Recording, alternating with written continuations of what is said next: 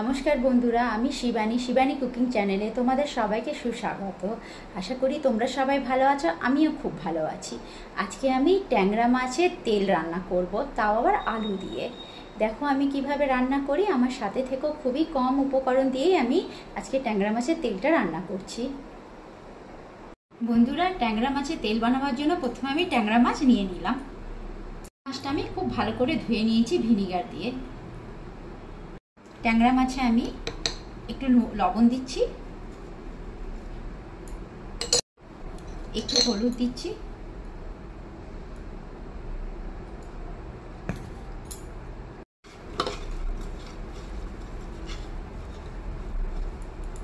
আমার ট্যাংরা মাছগুলোর মধ্যে নুন হলুদ মাখানো হয়ে গেছে। এগুলো সব আমি মিক্সির মধ্যে পিষে নেব। বন্ধুরা, ট্যাংরা মাছের তেল ঝোল বানাতে আমি দুটো টমেটো নিয়েছি, এক টুকরো করা আদা নিলাম, আর কাঁচা লঙ্কা নিলাম, 8-9টা কাঁচা লঙ্কা নিলাম। কড়াইটা আমার গরম হয়ে গেছে, আমি একটু সর্ষের তেল দিয়ে দিলাম কড়াইয়ের মধ্যে। গরম হয়ে গেছে, এবার আমি মাছগুলো দিয়ে দিচ্ছি একটা একটা করে।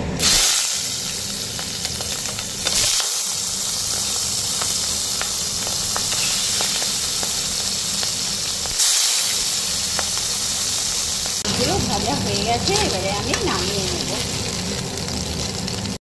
বন্ধুরা, আমি আলুগুলোর মধ্যে নুন হলুদ লাগিয়ে একটু ভেজে দিলাম, এবারে নামিয়ে দেবো। তেলটার মধ্যে আমি একটুখানি কালো জিরে দিয়ে দিলাম, টমেটো কুচিগুলো দিয়ে দিলাম। টমেটোগুলো ভাজা ভাজা হয়ে গেছে, এবারে আমি এর মধ্যে আদা আর কাঁচা লঙ্কা মিক্সিতে পিষে রেখেছিলাম, এটা দিয়ে দিচ্ছি।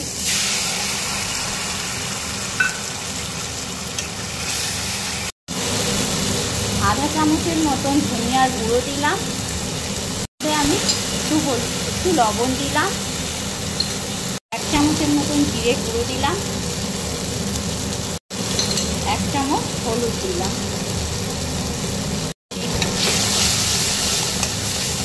একটুখানি জল দিচ্ছি মশলাটা।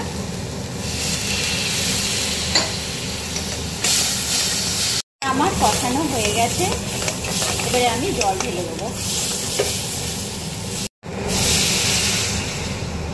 জল দিয়ে দিলাম।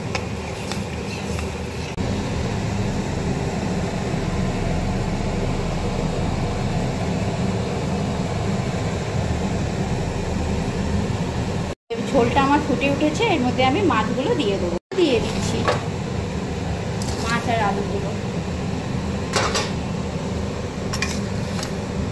মশলা কষার সময় আমি লবণ দিয়েছিলাম, সেই জন্য এখন আমি আর একটুখানি লবণ দিয়ে দিচ্ছি।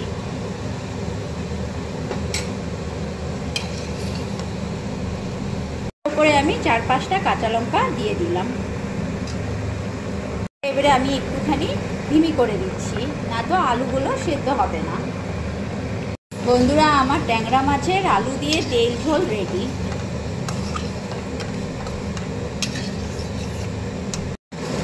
ট্যাংরা মাছের তেল ঝোলটা আমি সার্ভ করে নিচ্ছি। বন্ধুরা, আমার ট্যাংরা মাছের তেল ঝোল রেডি। আমার রেসিপিটা যদি তোমাদের ভালো লেগে থাকে তো আমাকে একটা লাইক, কমেন্ট, সাবস্ক্রাইব করে দিও। ট্যাংরা মাছের আলু দিয়ে তেল ঝোল আমার রেডি। এই দেখো।